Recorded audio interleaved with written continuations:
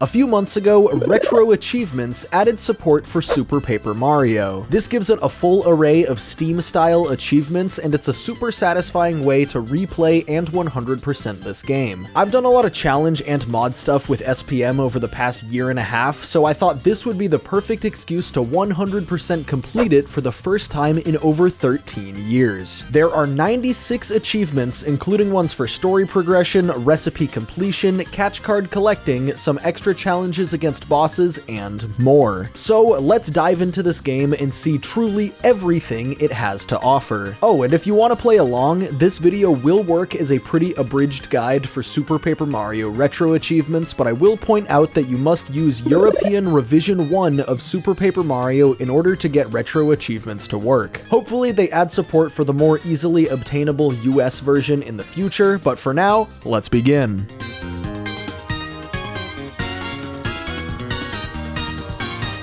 The first achievement is quite a simple one. Subscribe to the channel. Okay, that's not actually what it is, of course, but I would really appreciate it. The real first achievement is to place the first pure heart in its heart pillar. Yeah, a lot of these are going to be unlocked by playing through the story normally, but that's very common for a lot of games on Steam and makes even the pretty standard gameplay more satisfying than usual. Also, somehow only 98.55% of people have unlocked this achievement, so I guess 1.45% of players started the game and then shut it off to go play a good game instead. There aren't any achievements found directly in 1-1, however there is an achievement for collecting every overworld pickup in all of Chapter 1. There's actually an achievement like this for every chapter, and this is one of my favorite aspects of this set. This forces you to check every sub-area and peep all over in 3D, which recreates some of the magic of playing this game at a young age. There's a shroom shake in this Super Mario Bros. 1-1 reference pipe, there's a squiglet catch card above Bustovius's house, and inside you can find another shroom shake, a shell shock, and a fire burst. In the second area, there's this Goomba catch card that's pretty hard to miss. By the way, in case you aren't super familiar with this game, each catch card doubles your damage against that enemy type. This buff is incredibly strong and is going to be completely irrelevant in a bit, so get excited! The third room is where we already start to trivialize this game. These 3D squiglets give you a very quick and easy XP combo because for some reason the developers actually shipped this game with XP that stacks on consecutive bounces. In the next room, we can snag an achievement for using a Megastar. There's an item hidden at the end of this room that I forgot, but fortunately,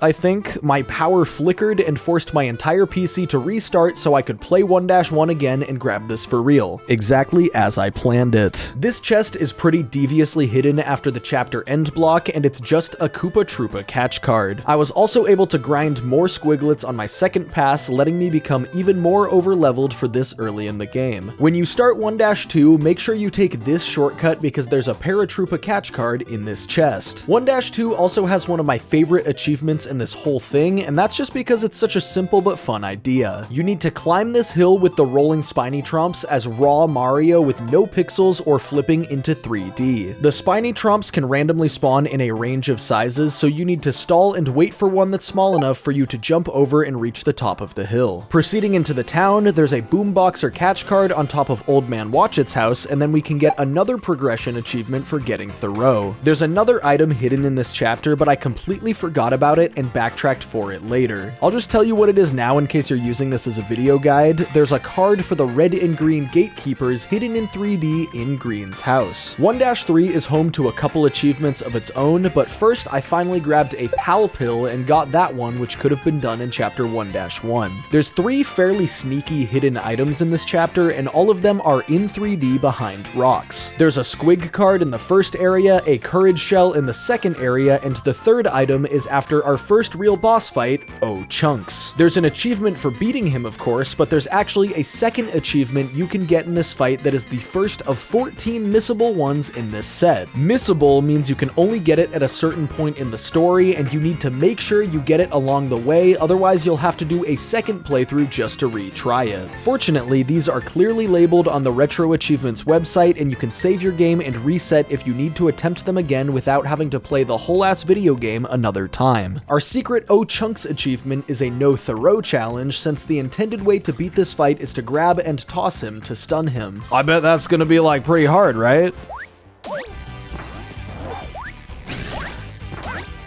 SPM boss design. That's like the easiest achievement ever.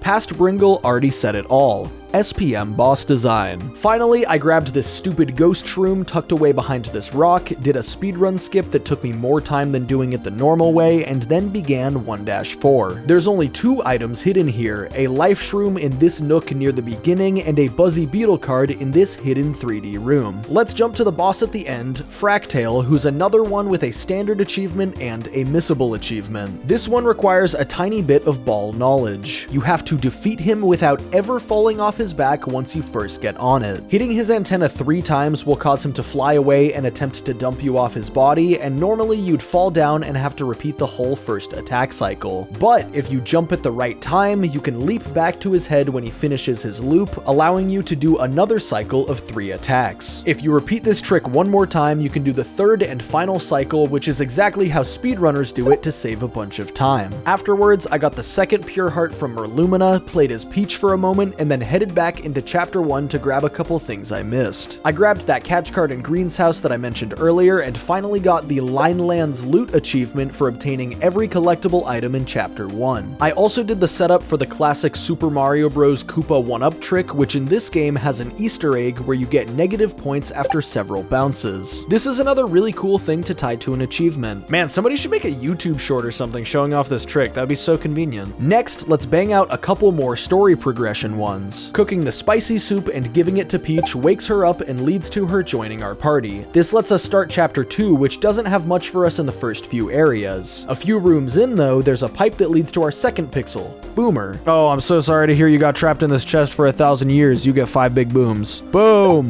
Boom! Boom! Boom!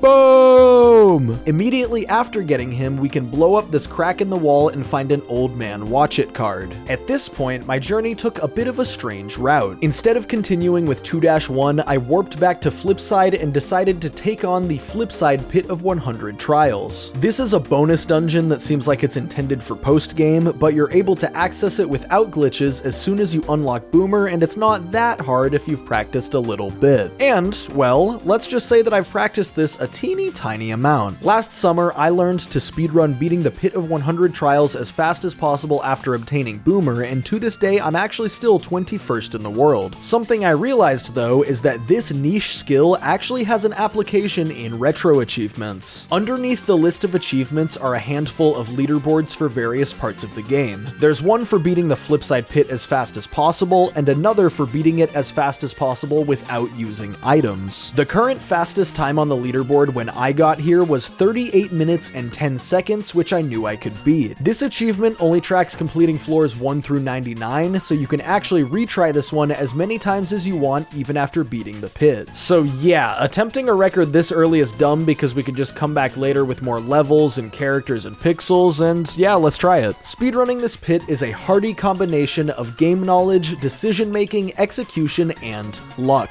Each floor has a predetermined set of enemies, but the exact layout of the room and the location of the locked door are semi-randomized each time. The enemy holding the key is also random each time, so you can only hope that the first enemy you kill on each floor is the one with the key. If you want to be consistent and fast at this, it's best practice to kill every enemy on each floor as optimally as you can until you find the key, but I like to throw some light gambling into my runs. Sometimes it's fun to risk killing an enemy that's closer to the locked door and just hope that you get blessed with luck. If it actually works out, then you can complete that room faster than if you took a balanced approach. It usually doesn't work out. I lost a bit of time along the way by actually opening each rest floor chest, since these give you unique catch cards as well as an achievement, and by floor 90 I already missed out on beating the record, so I stopped to update my counter with that achievement. I ended up getting just under 45 minutes, which is a far cry from the 38-minute record, but still not too bad considering the fact that I'm still in a 2-1 game state. Next up is the boss of the pit, Racktale, who functions very similarly to Fractale. You have to hit him for 3 cycles of 10 hits this time, but the minions he summons are actually threatening. They deal 10 damage each, and if you're playing on the European version, which you will be if you're doing retro achievements, they shoot projectiles much more often than they do in other versions. Luckily, only the first cycle of this fight is scary in the slightest. Just watch.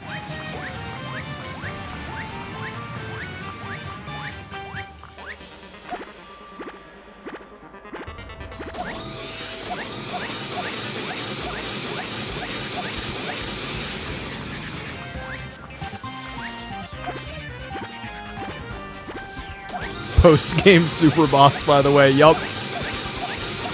And he's dead. Woohoo! Say it with me this time. SPM Boss Design! Completing this fight and grabbing Dashel gives us another achievement, by the way. Getting Dashel this early in a 100% run is going to be so worth it because he's literally just a sprint button. My journey with speedrunning this pit was far from over, but I decided I would wait until later in the game. So let's jump back into 2-1 and finish it for real this time. In the final area next to the star block, there's a hidden hole in the ground if you flip into 3D. These chests contain a slurp catch card as well as a swooper catch card. 2-2 brings us to Merle's mansion, and the only collectibles we need in this chapter are right outside in the first area. There's a chest on top of the mansion containing a stopwatch, and another chest on the balcony with a Cursia catch card. Aside from that, we can breeze through by beelining the top right door, triggering the spike ceiling, taking this cheeky shortcut, getting the key, and then unleashing the beast on Mimi. The next chapter is probably the most infamous one on my channel, but I regret to inform you that I, for once, did not do Hamster mode during this run. There is an achievement for simply paying off the debt the intended way with the Vault of Rubies, and there are many comments on the achievement asking for a Hamster mode subset or secret achievement, but it does not currently exist. It would be incredibly funny, and I will come back and do it if they add one, but it absolutely should not count towards mastering this game because it takes like 10 hours if you don't use speed up. Player-friendly design is unfortunately more important than the bit. Before we get that achievement though, we can immediately flip into 3D and free Slim from this chest. That gives us his unlock achievement. On the opposite side, we can get a Boo catch card in this little 3D chest area, and then we can use Slim to open the vault and pay off our debt. I did the fuck-ass jump through the bars just to flex and then entered chapter 2-4. There's nothing to collect before first meeting Spider Mimi, but during the Spider Mimi chase, we can blow up this crack in the wall with Boomer and obtain a Shroom Shake. That's the last collectible in chapter 2, so I added Gloam Valley valuables to my collection of achievements. Now, let's throw hands with Mimi. This fight, unlike the last two, does not have a missable extra challenge, so we got nothing to worry about. I wonder what insightful commentary past Bringle has about this fight. What a good boss fight.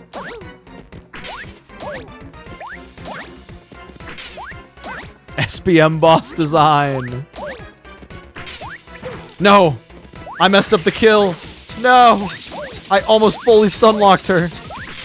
Okay, there we go. Mimi is killed. Wow, that's so insightful. I bagged the achievement for beating this chapter, slapped the pure heart in the pillar, and immediately started chapter 3. 3-1 has a lot of collectible items, and they can be kind of hard to find since this level has a ton of loading zones, so I'll break it down for you.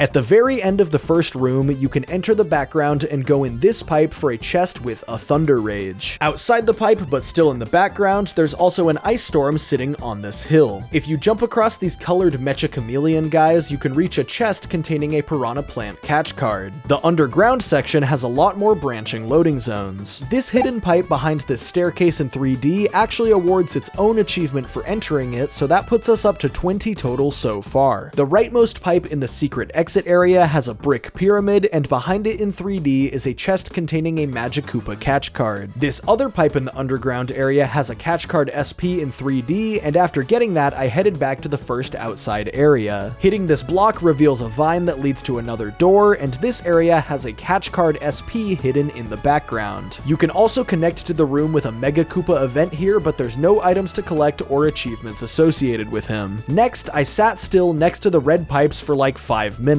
Why exactly did I do this? Well, this is one of many rooms in the game that can spawn a Megabyte enemy after idling for 3 to 5 minutes. Killing this guy grants an achievement, and I technically could have done this much earlier since there's places he can spawn in chapters 1 and 2. Let's proceed to the end of 3-1 where Bowser shows up and challenges us to a fight. Surely this is gonna shake things up and be a difficult boss fight? Lol. Lamau even. Afterwards, Bowser joins our party, which is good for another achievement. There's 3 more achievements to be found in Chapter 3-2, so let's bang them out. The only collectible item for us is in 3D next to this pipe, and it's a gold bar. After taking the pipe and following this underwater path, we can defeat these enemies and unlock Thudley. As with every other pixel unlock so far, he grants an achievement. Continuing to the end of the chapter, we get ambushed by the big blooper, which has another missable challenge achievement alongside its regular one. We gotta beat this guy without using Bowser's fire. The pop-up for this missable spoils the fact that Thudley can accomplish this easily. To beat this fight, all you have to do is hit his red tentacle 3 times. It's not very fun or interesting, but at least getting 2 achievements at once for it makes it more satisfying than it's ever been before. Jumping into 3-3, there's only one collectible we need to make sure we get during our climb up the tree. It's found in this gold pipe on the inside of the Dotwood tree. A chest spawns after you defeat these chain chomps, and you'll find a Peach 2 catch card inside. This actually grants us the achievement for getting every collectible in Chapter 3 because there aren't any items that count towards it in 3-4. At the top of the tree, Dimentio attacks us. At least he tries to attack us anyway. Something SPM boss design. That marks our 27th achievement and allows us to proceed to Fort Francis in 3-4. You can immediately take the exit from the fort dungeon backwards in order to unlock Carrie, and that grants us another achievement as well as access to one of the most overpowered tricks in the entire game. More on that momentarily. We can breeze through the rest and confront Francis, who has another missable challenge. We need to use only Peach to do damage. Not gonna lie, this is exactly how I played this fight when I was a kid because I didn't even know that you could swap characters here. Since you have to wait for him to appear a few times, this one does take a little bit longer, but it still doesn't even resemble a challenge. With Francis kicked out of his goon fortress, we can obtain the 4th pure heart and the achievement that goes along with it. The final actual achievement I grabbed for the day was unlocking Barry, who will join your party if you revisit him at the beginning of 3-1 after beating Francis. Before hopping off stream on day 1 though, I decided to grind some levels for a return to the Flipside Pit. This is where Carrie comes into play. I went to the final area of 1-1, saved a couple squigs off to the left, then cleared out the room with the Megastar. This creates a very wide open room, which is perfect for the game's most broken experience trick. Lining up the 2 squigs right next to each other with Thoreau will allow them to shoot rocks close enough together that you can bounce on both at the same time. Normally, they'd stop shooting rocks after a bit, but riding Carrie will cause them to shoot rocks at you forever. Or at least until you leave their attack range. Each rock awards 10 points, and comboing them together adds an additional 10 points to what you earn for every single rock you destroy. This very quickly gets out of hand, as you could probably imagine. I bounced on it for about 9 minutes before losing the combo, and this already got me up to level 47, completely trivializing the entire main story. Bowser can now deal 48 damage per attack. 5.6 million is a lot of XP, but you still need about 24.5 million for max level. This takes around 20 minutes if you never mess up, but I did, so oops. Even so, this is enough to one-shot pretty much every enemy in the Flipside Pit, which should be good enough to set a better time than before. Having more pixel options also helps, especially Dashel, who we couldn't use before because we unlocked him from this dungeon. Even with less than stellar luck, I was still able to get a 37-minute and 49-second time, which put me at first place on the Flipside Pit leaderboard. This was only possible because the previous best time wasn't very competitive, and Wheels, an actual Super Paper Mario speedrunner, showed up and got a 34:33 about 7 hours later. I will be back.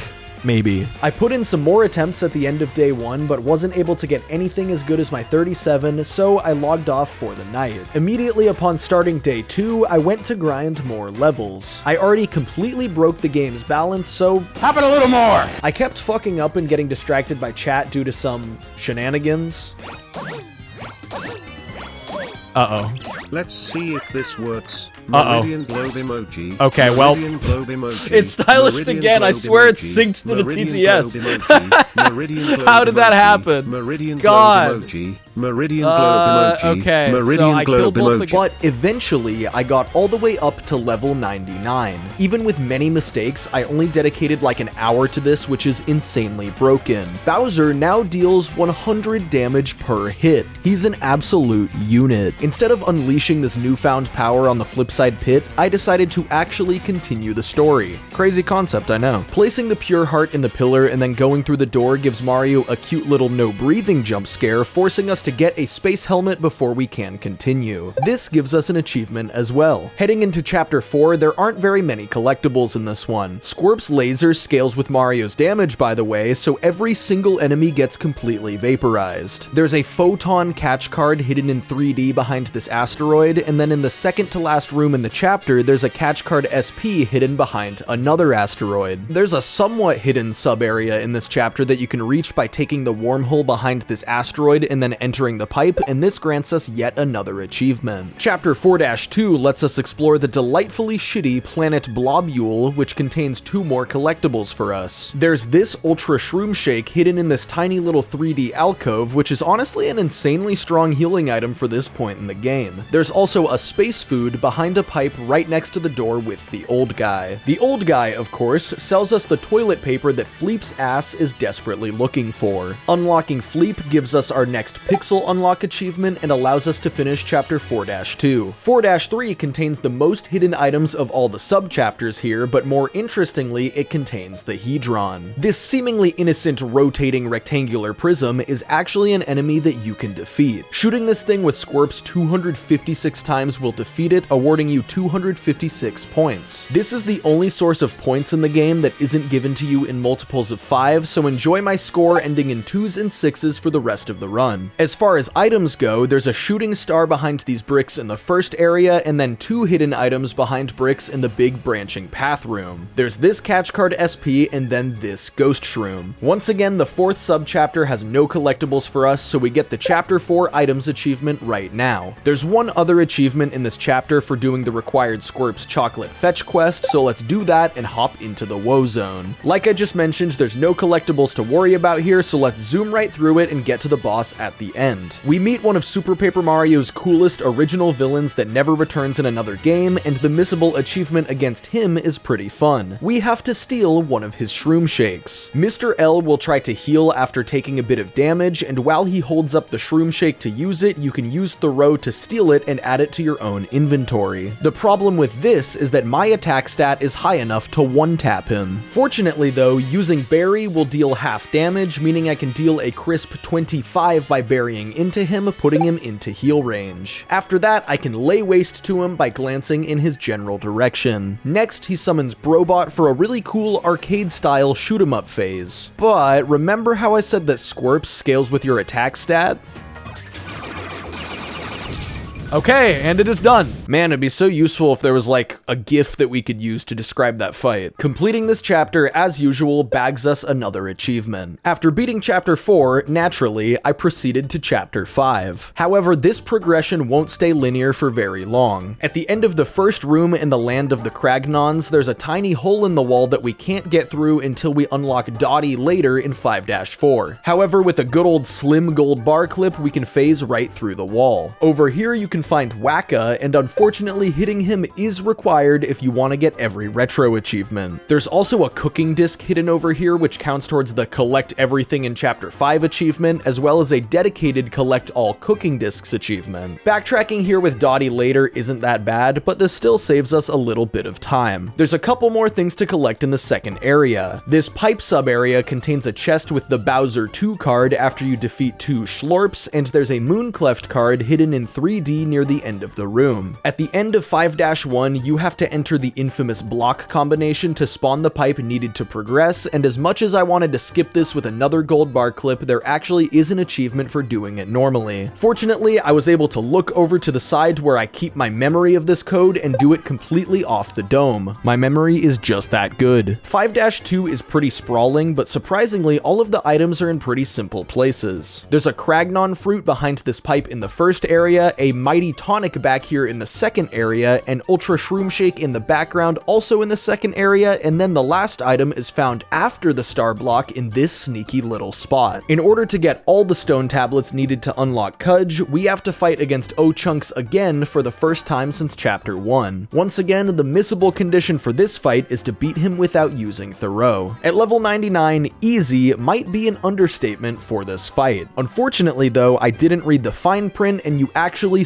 specifically need to use Mario for this achievement. I saved in the last room, so reloading my save let me do this again. It was a much harder fight with Mario, let me tell you. SPM boss design. After doing all that, we can unlock Cudge, who I made say Meridian after my chat's new favorite emoji. Unlocking Cudge lets us break the big yellow block covering the pipe to the star block, but this is where my route once again deviates from the main story. Unlocking Cudge allows you to reach the Flopside Pit of 100 trials, which is intended to be a post-game dungeon. Given the fact that my stats are beyond post-game, this really shouldn't be very hard. The reward at the end of this, like Dashel, is pretty worthwhile to get early if you're doing a 100% playthrough. The stupid part about the Flopside Pit, however, is that you have to beat it twice to actually complete it. Clearing through it the first time will give you a GG not bad do it again type message, and you literally have to go through the exact same 100 floors again to actually challenge the boss. Unlike the Flipside Pit, I have no experience speedrunning the Flopside Pit. I still wanted to get the record here, but I needed to do some dry runs to figure out which floors have what to truly become optimal. And dry run I did. I was very greedy and ended up dying twice while playing very aggressively trying to beat it as fast as possible. The time that stood on the Retro Achievements leaderboard for this one was 34 minutes, which is as fast as Wheels was able to get for the Flipside Pit, which is the easier one, by the way. This is genuinely a crazy good time compared to the previous Flipside record from before I opened the Pandora's box of speedrunning. To make a long story short, I wasn't even close to beating this one. I ended up with a 41-minute run for my fastest attempt of the day, and in fairness to me, my luck was pretty terrible in that one. Anyways, I earned the achievement for getting all the reward chests along the way, and eventually made my way back down a second time to take on Shadow. This is the strongest boss in the entire game, so surely they'll put up a true fight. Does he get a free hit on me if I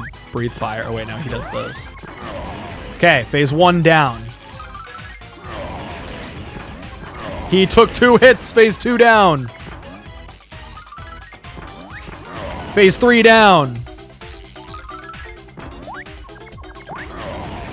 Oh my god, he got a hit on me. Phase 4 down. SPM boss design. Defeating Shadow gives us catch cards for all of the heroes and their dark versions. These hero cards are some of the most powerful items in the whole game since they give each character double attack power. On top of that, Mario's card allows him to stay in 3D forever without the timer in the top left ticking down. So yes, Bowser now deals 200 damage per hit. There are only 2 enemies in this game with more than 200 HP, and one of them was Brobot from Chapter 4. It's hilarious and disgusting how overpowered you can get in this game. Since I spent way too much time in the pit, I wanted to end this stream with a few more achievements. So I did 3 random quick ones that I had been putting off. First, I hopped into 1-1 and hit 5 stylish moves in a row. Next, I ran to this house on the first floor of Flopside and got Peach's hair done. And finally, I sprinted into the Flipside Arcade to use my gold card and unlock the Hammer Whacker minigame. That gold card is found in the Flopside equivalent location to the Flipside Arcade, and there are in fact achievements for getting every collectible in both Flipside and Flopside. I got these over the course of several chapters, but I'll show them to you all at once after I finish the achievements, so it's easier to follow if you're playing along with this. There's more arcade achievements than just unlocking Hammer Whacker, but those are a little more involved, and I had already been streaming for 6.5 hours. So give it up for day 3! Up to this point, I've spent nearly half of the playtime on this save file doing pit attempts, so I decided today was going to be a lock-in on the story kind of day. I immediately went back to Chapter 5 and sprinted through the already cleared 5-1 and 5-2. 5-3 has a couple hidden items, but has an achievement tied to an even more hidden secret, at least in my opinion. In the room with Flint Cragley's cameraman, there's a hidden Spania catch card, and there's a shroom shake in the room accessed through this pipe. This pipe is so missable that I'm not sure if I've ever gone to this room before. That other achievement I mentioned is tied to a room that I've definitely never been to before. We have to find 2 hidden coin rooms. This one behind this door that's blocked by a rock isn't very obscure, but I was completely stumped on the second one. As it turns out, you can blow up this part of the floor in the second room of the chapter with Boomer. I literally never knew this pipe was here despite putting hundreds hundreds of hours in this game, and you wouldn't normally need to because all you get in here are a few coins. This game has some fire hidden secrets, but all of the rewards are kind of terrible. Once again, retro achievements and Super Paper Mario is a match made in heaven because it added a real tangible reward for finding this room. There's an achievement for beating 5-3, and in 5-4 we can recruit Dottie to earn another achievement. And by the way, don't forget to grab this POW block in the maze section right before you get her. The final collectible in Chapter 5 is in the prison room with a bunch of Fluorocragnians. It's this chest in the top left which contains their catch card. Immediately after this room, we have another fight against O'Chunks. Okay, well this is O'Cabbage actually, it's a totally different character. He gets a missable achievement again, and it's to beat him without Thoreau like before, but this time with Peach only.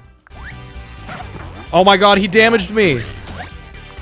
But then I one-tapped him. I can't believe he did damage to me. What a gamer. Okay, if you're going by the numbers, he did in fact put up more of a fight than half the bosses so far. He did damage to me at all, so that's at least a little bit of an improvement. Next, let's challenge the chapter boss, King Crocus, who has probably the hardest missable achievement in the entire set. You must defeat him while only dealing damage to him in 3D. This is made substantially easier by beating the Flopside Pit and unlocking infinite 3D, and it's even easier when you can one-shot him, but in fairness, I did take an entire 8 damage while attempting to hit him just once. Retro Achievements awarded me the achievement as soon as I jumped on him in Phase 1, but he is scripted to survive for Phase 2 if you happen to one-tap him like I did. I did the second phase also in 3D just to stay as true to the challenge as I could. Beating the chapter and obtaining Pure Heart number 6 gives us our 54th achievement. I know I said I was story progress focused today, but I decided to bang out a couple pretty productive side quests before starting chapter 6 and the chapter after it. We need to buy all 3 Welderberg pipes, and I know what you're probably thinking. There's 3 of them? There in fact are. There's the one connecting Flipside and Flopside, but there's also one near each Pit of 100 Trials entrance connecting those areas to the main floor of Flipside and Flopside respectively. I never found these when I was a kid either, but they're pretty convenient if you, say, want to go back and attempt to get a better time on the Retro Achievements leaderboard, as a random example of course. Next, I decided to finally undergo the Piccolo side quest. This is a very tedious chain trading quest that isn't quite as bad as the chainmail quest from Paper Mario 64, but it isn't that much better. It starts at Merly's new place in Flopside, and she asks you to go to Flipside and get a crystal ball from Merlovely. Merlovely asks for a favor before she gives you the crystal ball, and that's for you to go to Bestovius and ask for her training machine back.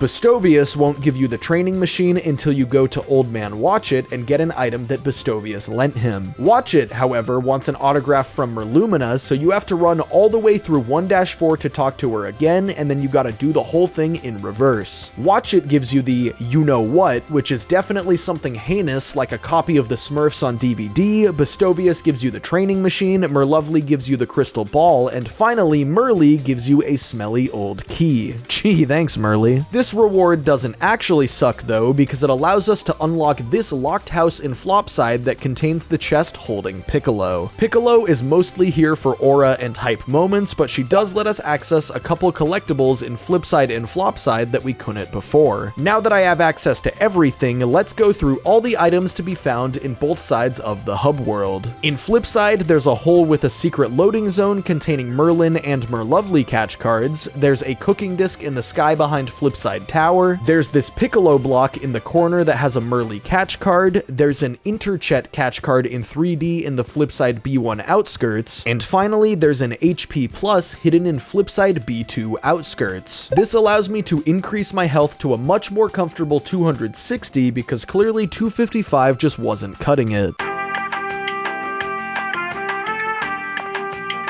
In Flopside, there's a cooking disc in the sky behind Flopside Tower, a Nullrem catch card behind this Piccolo block, a cooking disc on this table in 3D in this house, and there's a Power Plus in the Flopside version of B2 Outskirts. My attack power is now a very unsatisfying 51, but bigger number, better person. There's a cooking disc as well as the gold card in place of the Flopside Arcade that doesn't exist. This is the gold card I used earlier, of course. One of the most deviously hidden catch catch cards in the game is also found in Flopside B2 Outskirts. This hole is another secret loading zone, and I would not be shocked if some players never found these because you pretty much need to stumble upon them by accident. There's actually one item in Flopside that I can't access right now without glitches, but fortunately Glitches is my middle name. My ID in fact says Bringle's Glitches Can. There's a chest behind this wall in Flopside B1 Outskirts just like in Flipside, but you need a higher jump from a certain fourth hero to be able to reach this since the hole in the wall is on top of this tall ledge. This can be accomplished with a simple Thudley jump. Use Thudley, press 1 to cancel him early, and immediately after on a specific frame, press A to flip into 3D. This gives you a bonus jump and it's more than enough to make it up this ledge. And there we go, that is all overworld items found in Flipside and Flopside. With all that out of the way, let's jump into Chapter 6. We have to fight against 20 Samurais before the world starts to crumble, and it's about as interesting as you're probably imagining it. On gate 20, Count Bleck shows up to BM us, and the rest of the Samurais yield, allowing us to finish 6-1 and earn an achievement. 6-2 starts with King Samur being very reasonable and awarding us the Pure Heart early so we can save the world, and haha JK, it's Mimi! And she has another missable achievement. For this one, we need to beat her without using items. Let's go ahead and bring up a timer for this fight.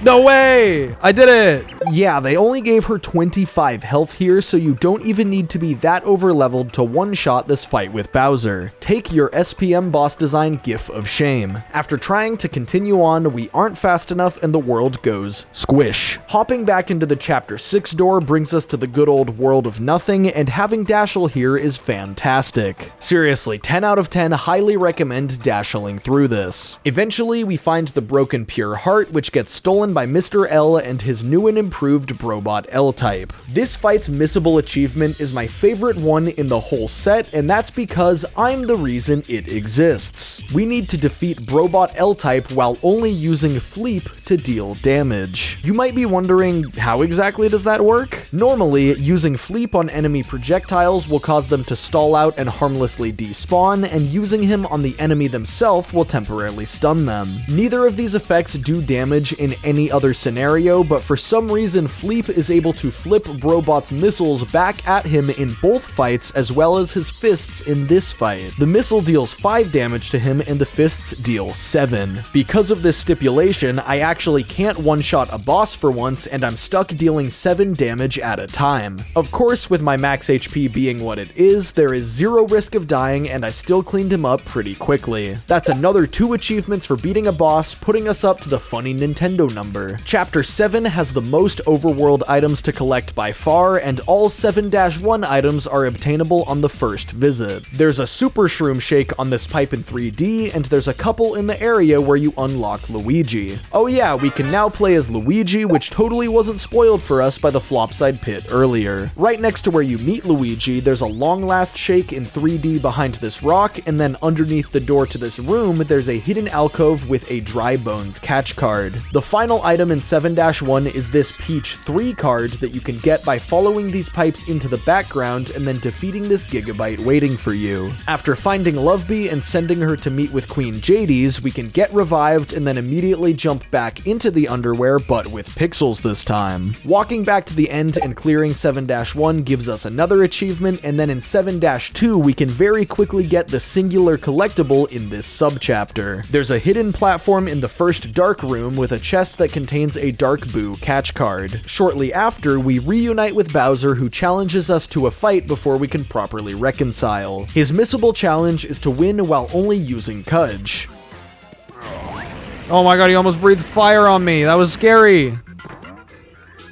Wow, I did 400 damage. I think the Bowser card does double that. Blah blah SPM boss design, but at least this clip shows us a cool little fun fact. Having the Bowser catch card from the Flopside Pit not only doubles Bowser's attack power when he's in our party, but does in fact double our damage against him when we fight him. In the next room, we can find the worst secret coin room in the game in this pipe off to the side. Okay, well it's actually the best coin room in the sense that it gives you the most coins, but it is incredibly incredibly unsatisfying how they fade out and then never come back. You can never collect every coin in here. At the end of 7-2, we have to fight the Underchomp, and just to flex, I put them to sleep with Piccolo and then one-shot all of them one by one while they slept. There's a funny bug that happens if you beat this fight at level 99. The game fucks up and thinks you've reached level 100, so it says, level up, attack power increased by 1. Opening the menu afterwards shows that you're still level 99, but your attack power does in fact increase by another 1 point permanently. Chapter 7-3 may look like we're finally ascending out of hell and into heaven, but this area is more evil than the previous two combined. This has the most collectibles of any subchapter, as well as a pretty tedious missable achievement that we need to make sure we do. This level has 80 cloud layers that are labeled with numbers, so that makes it easier to describe where everything is rather than just saying, it's on the cloud, bro. There's a Robus catch card on cloud 29, a Rough Puff card near cloud 34, a Shroom Shake near cloud 46, a Long Last Shake on cloud 68, a Thunder Rage on cloud 69, a Life Shroom on cloud 75 near Cyrus, a Gold Bar on the roof on cloud 80, and finally there's a Zombie Shroom card hidden past the star block once again. Those are all the items for the Get Everything in Chapter 7 achievement, but that missable achievement revolves around Peach and all the different varieties of apples. You have to feed Peach a black apple to wake her from her eternal slumber, but funny effects will happen if you feed her any of the other kinds. For this achievement, we need to feed her all of the incorrect types before feeding her the black apple. There are 4 other colors. The blue apple is on cloud 33, the red is on cloud 46, the orange is on cloud 47, and the pink is on cloud 50. And make sure you grab a second red apple for Cyrus, since he needs it to get big AF. My chat also told me that it was worth grabbing 2 extra pink apples for cooking later. You only actually need 1 non-black apple for the optimal cooking route, and having a couple extra black apples can help as well, but aren't technically required. We'll address that later in the recipe section of the video. I spent a good 25 minutes on just 7-3, which is quite a lot for somebody who's played this game as much as I have, but overall I'd say it was pretty fun. There's another subchapter completion achievement for this one, and then we can move on to chapter 7-4. There's nearly as many items here as in 7-3, but conveniently every area is once again labeled. This time there's a sign in each room that says which sector of the over there you're in, so that makes describing these much easier. First, there's a hidden pipe at the end of sector 2 with another gigabyte, and beating this one awards you with another cooking disc. After all these years,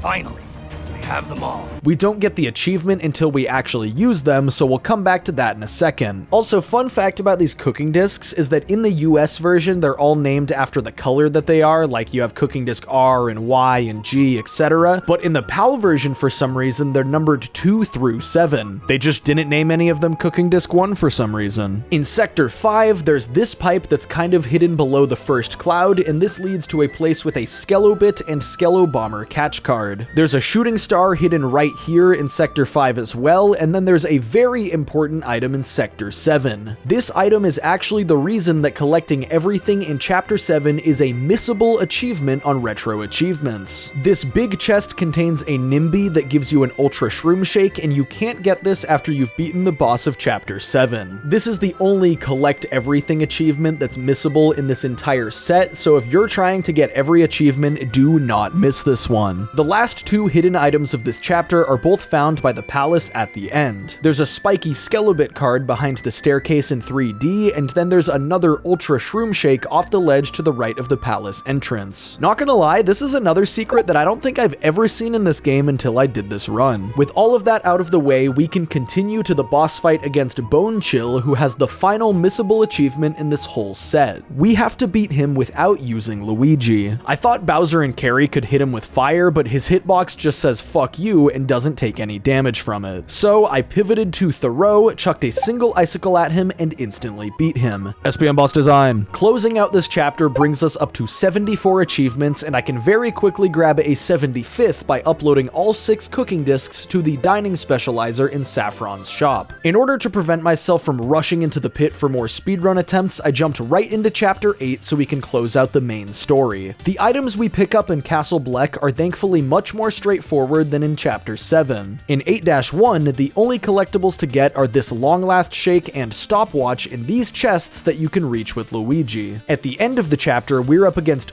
Chunks for the final time, but this time we're not restricted by any missable achievements. By using Bowser's fire, I was able to kill him before the camera finished zooming out at the end of the cutscene. Bowser is strong enough to do this, but not strong enough to hold up the ceiling, so he dies. 8-2's items are mostly found in this room next to the key needed to pass Mimi's first trap, but there's also a hidden Thunder Rage in 3D in this pipe room, which is very easy to overlook. Surprisingly, there's no achievement related to refighting Francis, but since none of the items from Mimi's second trap are counted towards achievements, I chose to fight him anyway. This is exactly the same fight as the first one, but this time I'm level 99, so it goes even faster. At the end of 8-2, we're pitted up against Mimi with Peach, and this is definitely one of the harder boss fights in the game, and even in this run. She requires a fixed number of hits like in Chapter 2, so we can't just one-tap her like we've gotten used to. However, during this fight, I learned the sound cue that speedrunners use to skip attack cycles. But like, with how much I've played this game, like, sometimes it's hard to find the motivation to just purely play it casually. So this kind of improves that. Oh, that's right, she does this. The cycle skip's so precise. All right, we'll use Thoreau. See, this boss requires the most, like, thought and effort out of any boss in the game.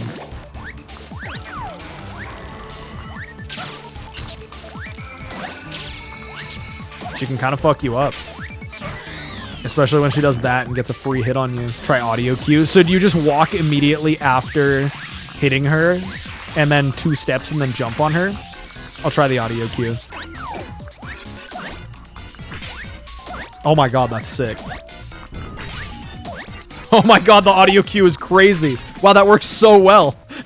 I'm never gonna mess that up ever again. That's so free. Chapter 8-3's items are once again super simple. There's an Ice Storm in this chest in the first mirror room, and a Thunder Rage in a chest in the second mirror room. Beyond that, we can zoom through Dimentio's chase sequence with Dashel, and then fight Luigi versus Dimentio. Dimentio actually managed to damage me, and it was entirely because of a skill issue on my part. After that, I turned him to dust as usual. Chapter 8-4 finally marks the end of our random item collecting journey. In each maze room, there's a chest containing a shooting star, a super shroom shake, and an ultra shroom shake, respectively. And there we go, that's it. Now we can proceed to the ending of the game. This game has a really strong ending and story overall, but the purpose of this playthrough wasn't really to experience the story. Count Bleck takes a few hits with his shield before the cutscene where it gets shattered and the heroes return, and then I can kill Bleck with a single jump from Bowser. Then all the Super Dimentio stuff happens, Bleck and Tippy use their love to revive the pure hearts and make Super Dimentio vulnerable, and then I can one-shot the game's final boss with Bowser's Fire Breath. From the first boss to the last one, this was truly an SPM boss design all along. I hope you guys enjoyed seeing this game's boss roster completely crumble under my overpowered stats, and honestly, I don't feel too bad about it because this game is very easy even under normal circumstances. This whole run for me is much more about seeing and appreciating the finer details of the game's world design and collectibles rather than experiencing the story again. If you've never played this game before but are interested, definitely make an effort to read everything because the story really is the finest part of Super Paper Mario. So, with the main story beaten, we can turn our attention to all the extracurriculars. Recipes, catch cards, the arcade, maps, and the Sammer Kingdom. I decided to do none of those first actually, and instead got 999 coins and went to buy Tiptron from Francis. This gives us our Tippy Tattle ability back after losing Tippy when she helped save the world. After that, I went to the arcade. There's achievements for reaching a certain round in all 4 mini games here. I started with Mansion Patrol, which is the point-and-click aim trainer kind of game. You have to beat round 5 on this one, which is honestly decently challenging if you're using a Wii remote, like I definitely totally was. I did a video back in December where I showed the Flipside Arcade in great detail and attempted some high scores myself, so I'll keep the arcade explanations pretty brief here. easier. Next, I did Hammer Whacker, which is by far the easiest achievement out of the arcade. You only need to beat round 10, despite the fact that this game goes till round 100. Third, I did Forget Me Not, where you need to beat round 10 again. This memory game kinda trips me up sometimes, especially when I get distracted by chat, but reaching round 10 is pretty easy and I got it first try. And finally, I saved the best for last, Tilt Island. This one is really fun with an actual Wii remote, but if you're using a different controller, then your experience is gonna entirely depend on how well you bind the Wii remote tilting. Like I said before, I was totally definitely using a Wii remote, but hypothetically if I wasn't, I would have had to get the tilt to just barely work using my right stick on a regular controller. We have to reach round 10 again, which is pretty easy even if you happen to have a scuffed control scheme. That brings us to the end of day 3, where I had 85 out of 96 achievements. Unfortunately, the tasks that I had remaining were all some of the grindiest things you can do in any Paper Mario game. So let's jump into day 4, which ended up being the third longest live stream I have ever done. First, I decided to tackle this game's collection of hidden maps. There's a merchant in Flopside, Flam, who sells 48 different maps that each show an image of somewhere in the game with a big red X. If you use Fleep on the spot that the X marks, you get a hidden item. Most of these are catch cards, so these will be useful for obtaining all of those, but there's also 4 achievements tied to fleeping every single map, so we have to do it for that reason as well. Buying every map is a bit of a task on its own, considering the fact that it costs nearly 4,000 coins to purchase all of them. We can only hold 999 coins, so I had to turn to the game's most powerful money grinding trick. Buying catch card SPs at the Flopside card shop and then catching Amazy Daisies in 5-2 allows you to turn a 200 coin profit per daisy. But since I'm such a high level, I can buy the cheaper regular catch cards and still have almost a 100% chance to catch them. This lets me profit 280 coins per daisy, and getting 10 of them was enough for me to buy all the maps, since I also still had some items that I could sell. Purchasing the maps from him in true SPM fashion is also needlessly tedious. He has a limited amount of inventory slots, so you need to buy out his inventory and then enter a chapter door to reset it so you can buy more. Between the money grinding and reloading to get all 48 maps to show up, it took me 45 minutes just to prepare to hunt for the map spots. Luckily for the purposes of this run, the Mario Wiki very conveniently has a table showing every map image and the level that they're found in. That means I can just open this up on a second monitor instead of opening the menu and checking each map as we look for them. There's a few in Flipside, one in Flopside, and the rest are spread pretty evenly through the game's chapters. On average, there's 1 or 2 per sub-chapter, so we're gonna have to revisit pretty much every area from the main story. Honestly, this is a pretty fun scavenger hunt, and it helps a ton with some of the more rare catch cards. Most, if not all of these, can be obtained from the Flipside or Flopside card shops, but it's very nice to not have to grind for rare cards when there's already so many to get. Collecting all 48 maps bumps us up to a crisp 89 out of 96 achievements. I also decided to grab the last remaining achievement that wasn't that bad to get, and that would be buying the Amazy Daisy card from the Flipside Arcade. This costs 500 Flipside tokens, which converts to 1,500 coins. It's kinda shitty, but at least we can resell the card for 300 coins back. Next, I decided to grind through the Sammer Kingdom. After the world is saved, the Sammer Kingdom is restored and you can do the actual Duel of 100 from start to finish. Yup, this is basically the game's 3rd or technically 4th Pit of 100 trials, and it's easily the most tedious one. There's literally no challenge for me because I'm max level, and half of them can be beaten by holding down with Bowser right when the fight starts. In fairness though, there are some of them that require a tiny bit of thought. One of the best strategies for those is a little something I like to call Bowser crotch strats. Using Dashel, you can run to the left faster than the Sammers can catch you, and then you can line Bowser's crotch up with this tuft of grass. Using fire from here will almost always allow Bowser to stay safe while also getting the Sammer stuck on the steps in fire range. Does this count as SPM boss design if it's not technically a boss? I really wish there was anything of note to point out during the Sammer grind, but it was very straightforward and there was literally no risk of losing.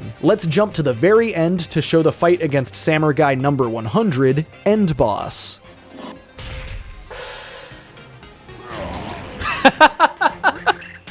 Excellent work, End Boss. Good job. He's one of the few big ones that you can instant hit with Fire Breath. Dude, weed, nice. Completing this challenge gives us catch cards for all of Mario's partners from Thousand Year Door, and of course, an achievement. Wow, there's only 5 left to go. Surely it's not gonna take me 5 more hours. Next, I decided to tackle the part of this run that I was easily dreading the most. Cooking. I've seen people complain about how many recipes Thousand Year Door has, clocking in at 57 in the original or 58 in the remake. Super Paper Mario has fucking 96 of them. There's also no way to upgrade your item inventory in this game, so you're stuck with literally just 10 slots to manage all of this. Leading up to this point in the run, I had actually done a tiny bit of cooking. I wasn't going out of my way to collect things and make as many recipes as possible, but I did cook stuff so I could get it out of my inventory along the way. I had maybe 15 recipes up to this point, which isn't very much, and half of them came from items I got during the main story. Unlike TTYD, picking up items that can also be cooked does actually count in your recipe menu, so I already had stuff like the space food, trial stew, choco bars, etc. Relaying my personal item routing to you would not be very useful since I was kind of just winging it, so instead I'll show you this cluttered but insanely useful cooking flowchart. This is used by 100% Super Paper Mario speedrunners to route items and make sure they don't miss anything. It's a bit overwhelming to look at, so let me break it down for you. The items in the right section are your shopping list. These are the base ingredients that you're gonna need to cook everything in the route on the left. If this game was good, you'd be able to collect all of this stuff first easily and keep it in your inventory and cook everything, but it's Super Paper Mario, so you can't do that. The stuff on the far left of the chart are all the single items you need to cook. These are cooked at Saffron's shop in Flipside since you can only use one ingredient. Everything that's in a colored box is cooked with a single item and then used in another 2-item recipe, and all of this stuff that isn't boxed are one and done items that you can sell after you cook. All of these 2-item recipes have to be cooked at Dillis's shop in Flopside, but annoyingly she can only use 2 items, so you're gonna have to go back and forth depending on what you're cooking. I really can't stress enough how helpful this route is. You barely have to cook any duplicate items and can instead turn each recipe into other recipes while grinding for some of the long chain ones. If you're planning on doing this retro achievement set, use this flowchart. Seriously, it's goated. And to help you on your quest, let me show you how to get everything on the shopping list. There's a lot of items you can get along the way that I would highly recommend saving for this grind, such as the Thunder Rage, Shooting Star, Gold Bar, Space Food, as well as some of the random items you can get from enemy drops, but I will cover where to get everything in case you didn't save those for whatever reason. The cheapest place to get Shroom Shakes, Fire Bursts, and POW Blocks is the shop in 1-2's Yoldtown. The cheapest place to get your Sleepy Sheep is at the Flipside shop, and this is the only place that you can buy gold bars as well. I would definitely recommend just saving one of the gold bars from the map quest, however. Ice Storms can be bought in Flipside or in the 5-1 downtown Crag shop for a bit cheaper, and this shop is also the only place to buy your 2 primordial fruits. You can also buy mystery boxes here, but we're gonna circle back to that item in a second. The Flopside shop is where you can buy block blocks, ghost shrooms, super shroom shakes, and ultra shroom shakes. Given the price of the shroom shakes, especially ultras, I would highly recommend saving any of the numerous ones you get during the late game. You only need 2 and there's like 7 of them, so they're not in short supply. It's also worth noting that most recipes using ghost shrooms are interchangeable with poison shrooms you can get from Cursias as well as black apples, but your mileage may vary considering the fact that the wiki doesn't list some of the recipe variations that I used during this run. Most of the other common items and recipes are found in a series of Itty Bits shops that can be accessed with Dottie in a few areas throughout the game. Itty Bits in Flipside is found on B1 and it sells cake mix, big eggs, and honey jars. The Flopside version is found in the mirrored spot and it has fresh pasta bunches, power steaks, and smelly herbs. There's an Itty Bits found in 3-3 to the right of the Dotwood tree and they sell fresh veggies, horsetails, and peachy peaches. Downtown of Crag also has an Itty Bits and it has keel mangoes and mild cocoa beans. And finally, there's an Itty Bits on top of this building in 7-4 and they sell hot dogs and hot sauce. Hot dog is a recipe, but it's more worthwhile to just cook it in the chain for the Dillis lunch rather than buy it here. The only other shop in this game is the convenience store in 4-3 where you can buy all 3 varieties of Choco Bar. The cheapest one doesn't cook into anything, so you should just buy that one and give it to Squirps during the story, but the other 2 both count as recipes and are used in other recipes. The rest of the stuff on the shop shopping list is obtained in somewhat roundabout ways. I recommend saving the Whack-A-Bump from the Hitting Whacka achievement, as well as saving one of the many shooting stars you got earlier. These can only be rebought in the Flipside Arcade if you've hit Whacka 8 times or used all previous shooting stars. The apples from the over there are another thing I suggest saving along the way. I only got those pink apples I mentioned earlier, but saving a couple black apples may be more convenient than getting ghost shrooms or poison shrooms. Also make sure to save that space food from chapter 4-2 because otherwise you're gonna have to cook another one, as that's the only one you can find in the overworld. Next, let's get the slimy shroom. This is only obtainable in 2 places. You get one when you reach 150 shop points, but you can also get one if you stay at the Flopside Inn and choose the most expensive package. You can find it sitting on this table in 3D after you sleep. You do need to grind shop points for retro achievements anyways, but it's more convenient to just get it from Flopside when you need it. The rest of the items on our shopping list are where this game starts to show its true RPG colors. These are all obtained from enemy drops, although Flim, the merchant in Flipside B1, can sell a couple of them in limited quantities. The Daisy tier item is dropped by Crazy Daisies, which are easiest to find in 3-3. Bone in cuts are dropped by Muths, which you can find many of in chapter 5-1.